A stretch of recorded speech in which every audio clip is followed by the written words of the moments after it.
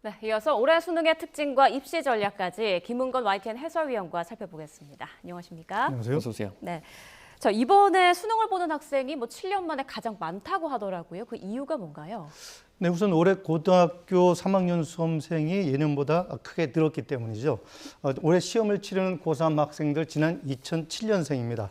이때 속칭 황금 돼지띠 해로 출산율이 이례적으로 높았죠.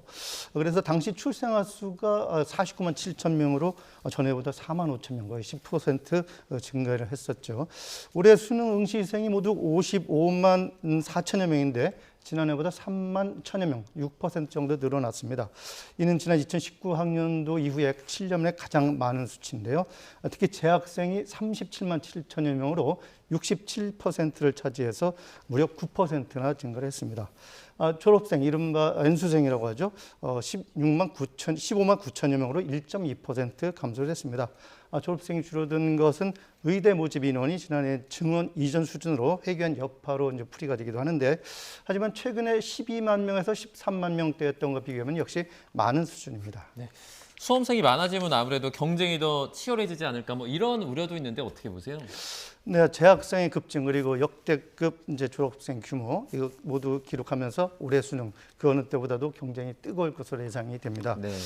반면에 대입 모집 인원 증가는 미미해서 대입 경쟁률이 전반적으로 상승할 가능성이 있는데요. 특히 자연계 최상위권 학생들 지원하는 의대 모집 인원이 증원전 규모로 되돌아가면서 최상위권 경쟁도 더욱 심해질 것으로 예상됩니다. 이러다 보니까 수능이 상대적으로 쉽게 출제될 경우에 동점자가 다수 발생하면서 한 문제라도 당락이 결정될 수 있다는 관측도 제기되는데요. 특히 지난해와 비교했을 때 난이도의 소폭 하향될 것이다, 이런 가능성도 제기가 됩니다. 이른바 N수생 비율이 지난해보다 줄어들면서 상대적으로 상위권 응시생이 줄고 그만큼 변별력을 높일 필요성도 줄었다는 건데요.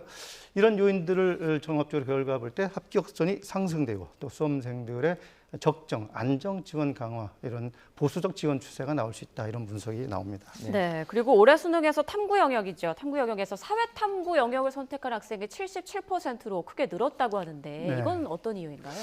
네, 지난 2022학년도에 이제 통합 수능으로 해서 수험생들이 탐구 영역의 사회와 과학 과목 가운데 최대 2과목을 이제 자유롭게 선택을 할 수 있게 됐어요. 네.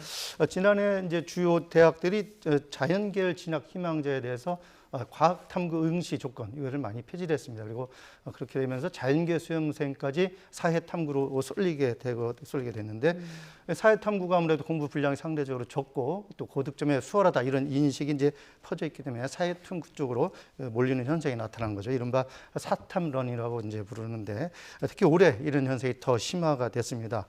수험생 55만 명 가운데 41만 천여 명, 거의 77.3%, 4명 중에 3명꼴이죠. 사회 탐구 과목을 1개 이상 선택을 했어요. 이는 지난해 수능에서 62.1%보다도 15% 이상 늘어난 수치죠.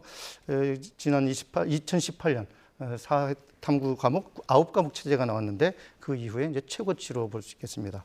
반면 과학 탐구만 선택한 수험생은 12만여 명으로 22.7%에 그쳐서 7만 명 가까이 줄었습니다. 네. 이른바 사탐런 현상. 이게 또 수험생들의 입시 전략에도 영향을 미칠 수 있을 것 같아요. 네, 아무래도 그렇습니다. 이제 이른바 사탐이 올해 대입의 최대 변수가 될 거다, 이런 관측이 나오는데, 사회 탐구와 이제 과학 탐구 과목별이 유불리 상황이 이제 나타날 수 있어서 입시에 이제 크게 영향을 미칠 수 있다, 이런 관측이 나오는 거죠.